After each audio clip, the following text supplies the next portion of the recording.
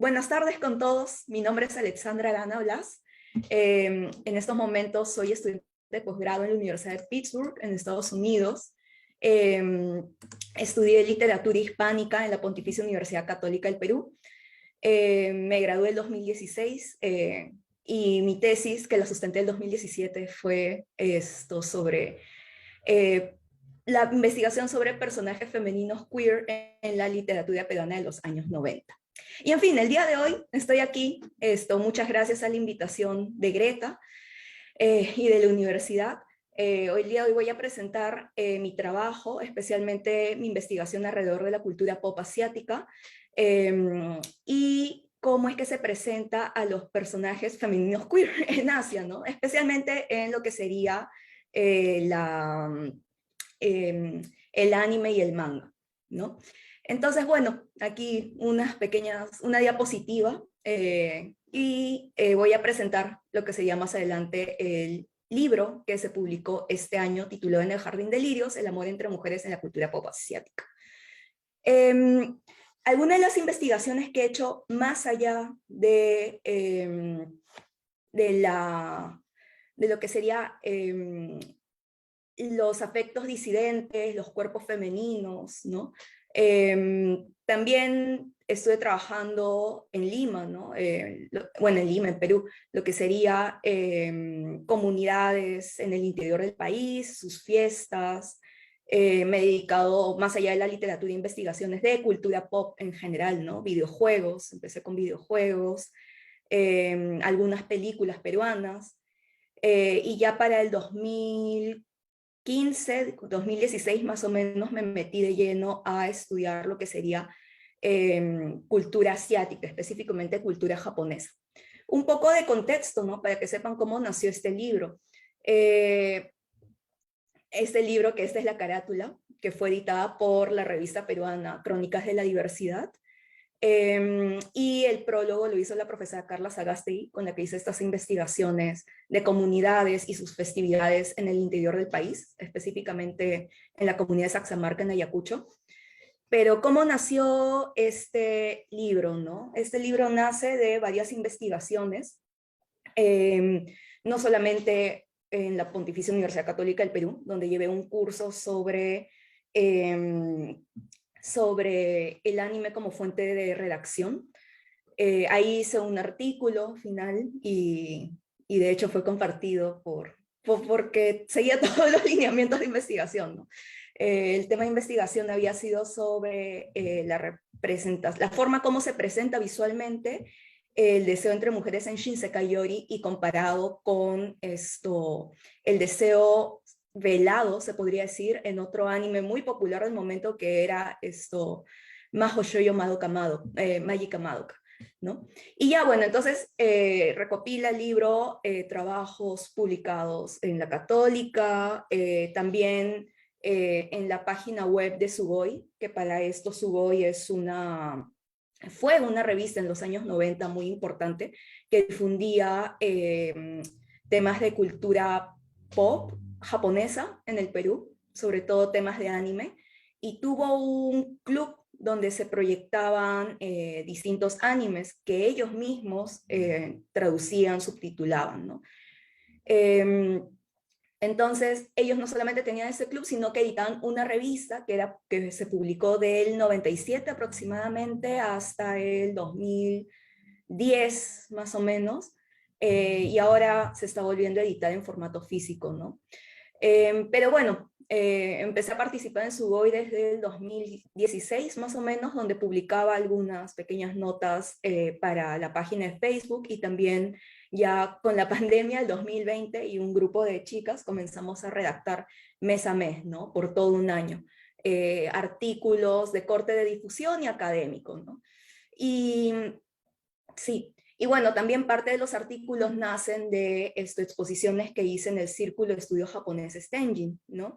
Que trata de, como en el Perú no tenemos en realidad facultad de estudios asiáticos, y menos en la Católica hay una carrera sobre estudios asiáticos, entonces varios de los chicos que estamos interesados en esos temas nos reunimos y hacemos investigaciones, ¿no? Aprovechamos el internet, aprovechamos los repositorios que hay para descargar artículos, leerlo cuando podamos, tengamos tiempo, y participamos en eventos, congresos, o nosotros mismos tratamos de organizar eventos, proyecciones, conversatorios dentro de la misma universidad, ¿no?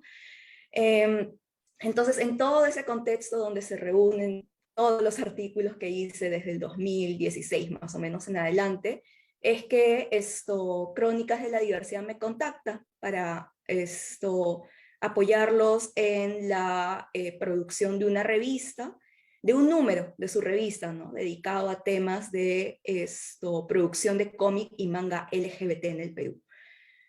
Así es como nace, bueno, estamos en la formulación de la revista, tratando de contactar a las distintas personas que se dedican a esos temas, no solamente productores, sino también investigadores. Y como me habían pedido quizás algunos artículos para compartir en la página web, les empecé a pasar varios artículos, todos los artículos que hice a lo largo de tantos años, ¿no? Artículos que, dicho sea de paso, los hice casi en paralelo o iniciando lo que sería la investigación de mi tesis, ¿no? Que, como les comenté, fue la forma como se presentaban los personajes femeninos queer en la literatura peruana de los años 90. Los años 90, que es muy interesante porque fue el boom de la literatura peruana LGBT. Por todo este tema de no solamente la crisis del SIDA, que se dio en los 80s, 90s, y que fue muy mediático en esa época, muy estigmatizado también. Y claramente, ¿no? En esa época se relacionaba SIDA con homosexualidad, ¿no? Pero también coincide esa suerte de conexión estigmatizada, coincide también con lo que sería desde décadas atrás, desde los 70s, 80s y ya 90s, con la formación de grupos feministas y los primeros grupos LGBT, ¿no? De hecho, en los 80s es que recién se forman los primeros grupos LGBT en el Perú, con el MOL y el GALF, ¿no? El MOL, que era el movimiento homosexual, es el movimiento homosexual de Lima, que todavía sigue, y el GALF, que era el movimiento lésbico, ¿no? Lésbico feminista. Entonces, y era un grupo, el grupo lésbico feminista era uno donde normalmente también frecuentaban varias artistas, ¿no? Artistas, escritoras, escritoras que se comunicaban con los grupos feministas en realidad de la época, ¿no? Entonces, en todo ese contexto es que surge un boom de la literatura LGBT en los años 90. Años 90 también, donde hay que recordar, al menos en el Perú, que había una suerte, bueno, existía lo que era el conflicto armado interno, ¿no? Lo que sería la guerra, el conflicto armado entre el gobierno y los grupos terroristas del movimiento revolucionario Tupac Amaru y Sendero Luminoso. Entonces, en todo ese contexto de caos, crisis política y crisis financiera que teníamos desde los 80, es que en los 90 nace esta literatura, específicamente LGBT, que presenta lo que sería la crisis del sujeto en su sexualidad, a la par que hace referencia a la crisis en general, ¿no? Todo el contexto de crisis social, económica, política y corporal, ¿no?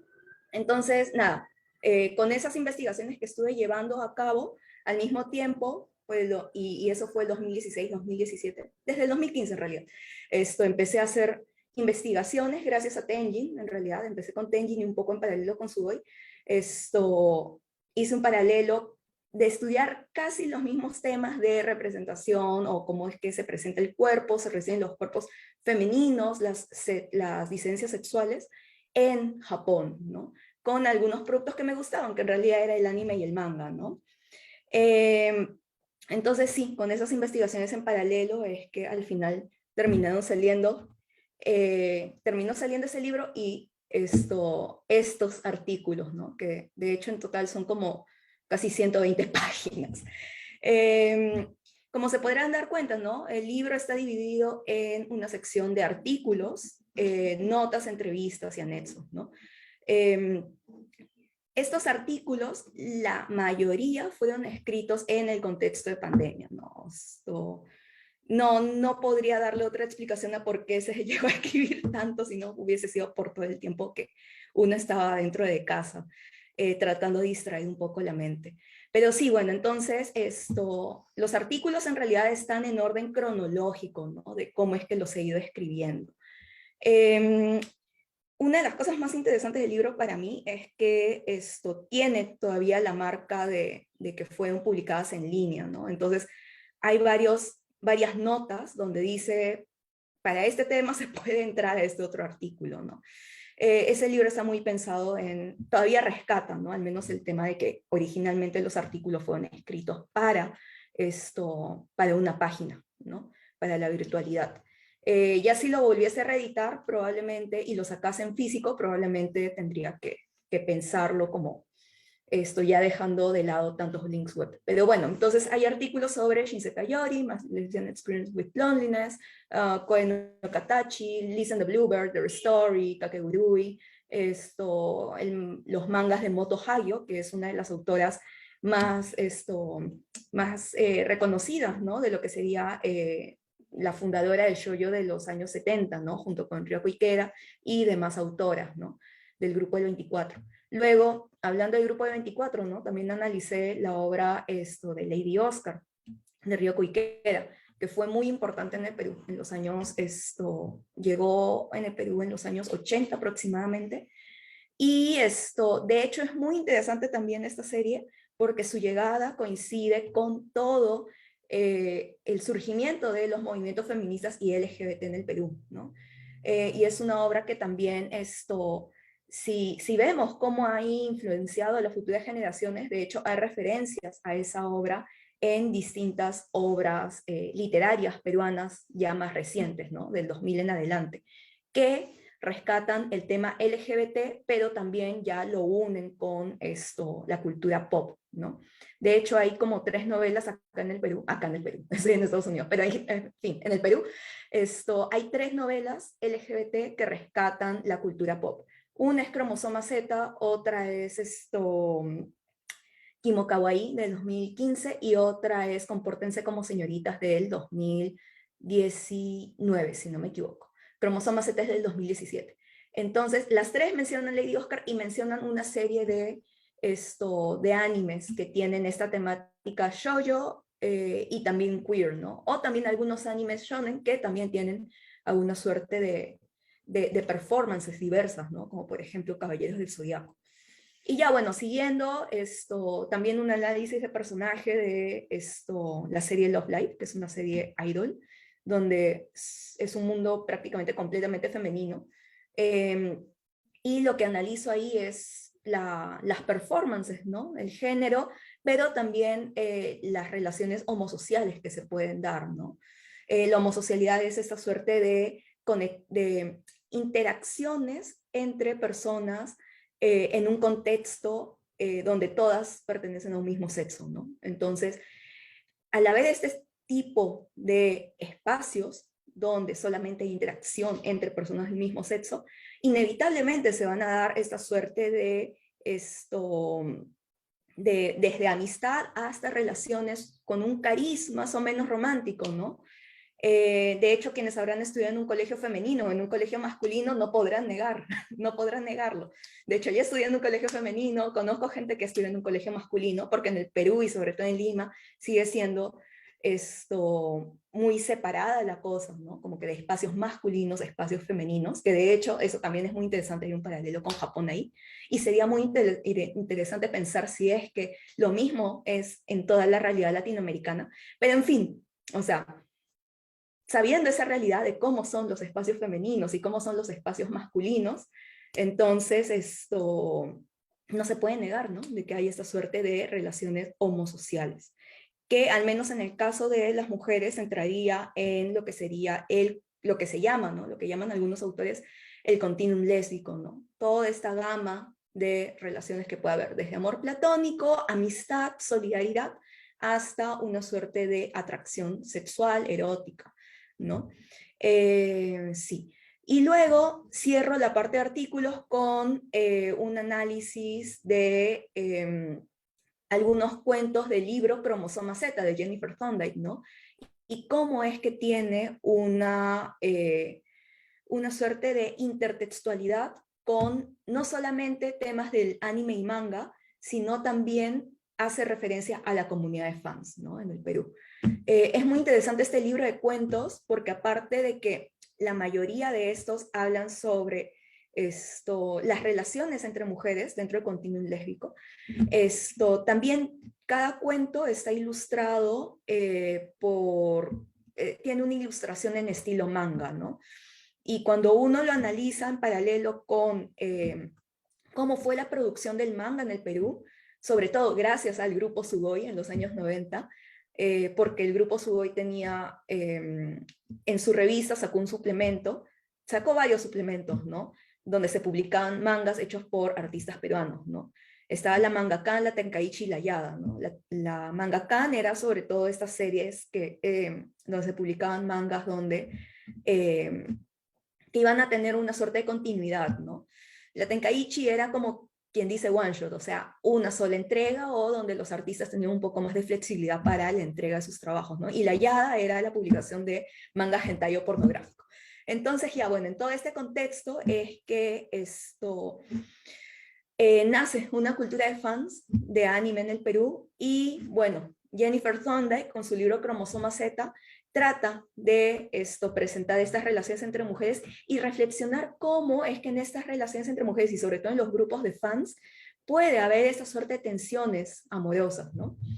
Y a ver, luego paso a la parte de notas que son como que artículos más chiquitos, donde analizo brevemente, ¿no? Algunos videojuegos, The Missing J.J. Macfield and the Island of Memories, y un manga, ¿no? También que marcó mucho a varias, que lo hemos seguido leyendo, que lo hemos leído a lo largo del 2014, 2015, que se llama Platter of Feelings, que de hecho es un manga, ¿no? Es coreano. Y también eso, por ejemplo, Their Story, o también de Gucci, es un manga, o sea, es chino en este caso. Y bueno, entrevistando también a una de las especialistas acá en Estados Unidos, sobre el Yuri, que se llama Erika Friedman, ¿no? Y también es muy interesante cómo algunos de sus comentarios se insertan dentro de lo que es la realidad del mundo editorial acá en Estados Unidos, ¿no?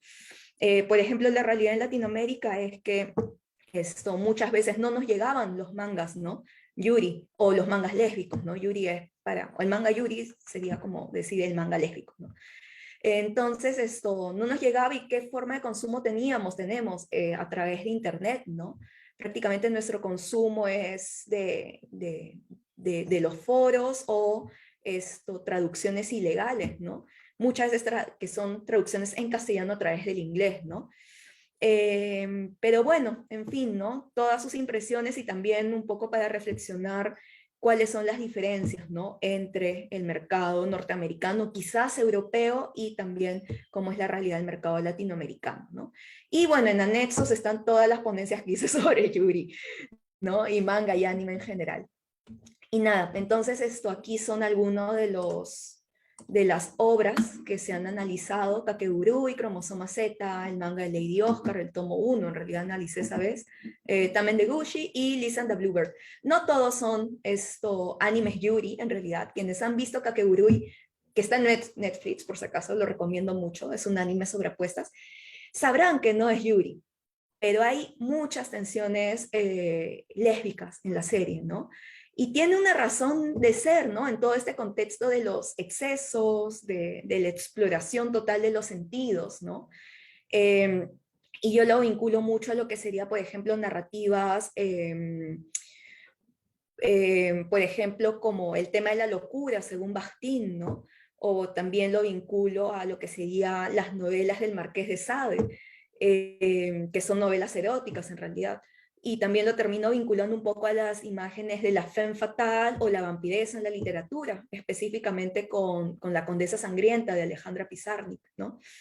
Entonces sí, también analizo Lisa and the Bluebird, que tampoco es Yuri, pero tiene toda una suerte de hints que te dan, ¿no? Que hay una suerte de atracción, tensiones entre estas dos chicas, ¿no? Y cómo es que se expresa a través de la música y de gestos, ¿no? No tanto de las palabras, sino de los gestos, de centrarse a lo mejor en algunos objetos alrededor de estas dos chicas, ¿no?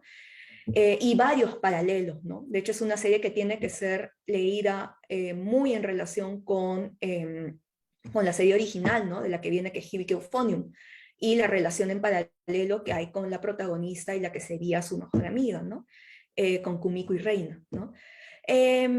Y sí, bueno, Lady Oscar, que no es esto Yuri, sino que es un anime shoujo o un anime que sería para un público femenino, pero es muy interesante porque estos animes de los años shoujo, de los años 70, juegan mucho con la fluctuación de género, con la fluctuación también de la misma sexualidad, ¿no? Lo cual lo hacía muy transgresor para la época. ¿Y por qué? Porque ve mucho también de la llegada de los movimientos feministas a Japón, ¿no? Y también el nacimiento de los primeros grupos lésbicos, ¿no?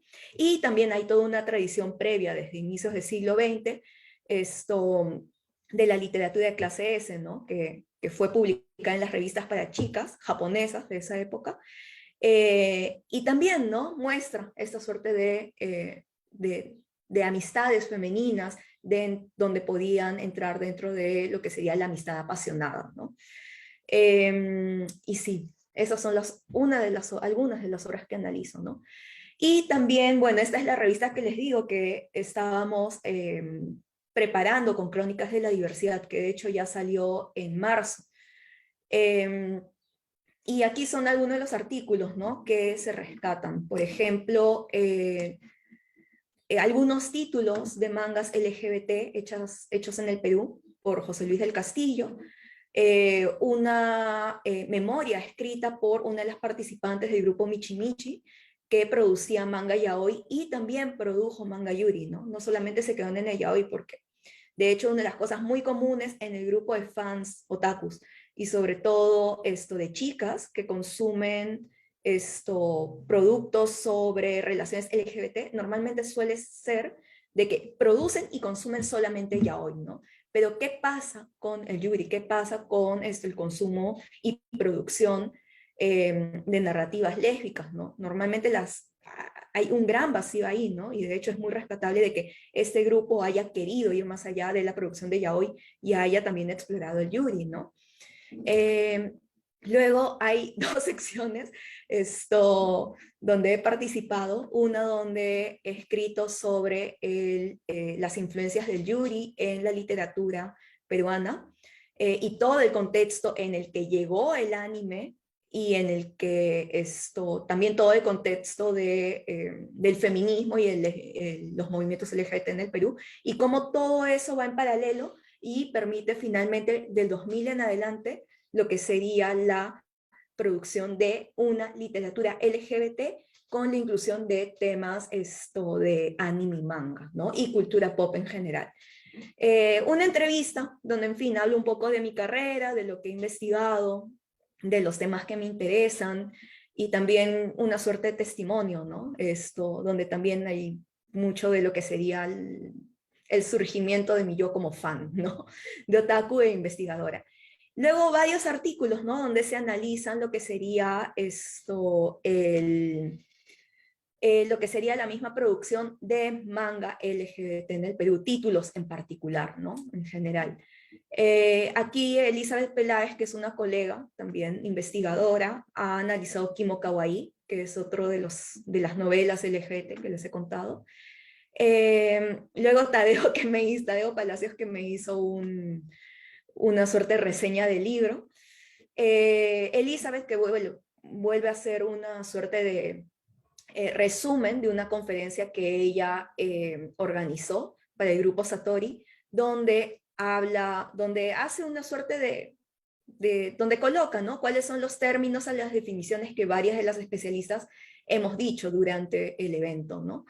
Luego está el artículo de la profesora Carla Sagasti, que de hecho es especialista en sobre cómic en el Perú, y ella decidió analizar sobre un anime en específico, ¿no?, que es el que ya les mencioné, Puella Magi Madoka Mágica, que es un anime majo shoujo o de chicas mágicas, tipo Sailor Moon, eh, donde sí, por lo mismo que es un mundo completamente femenino también, suele haber esta suerte de tensión entre las chicas, ¿no?, tensión amorosa.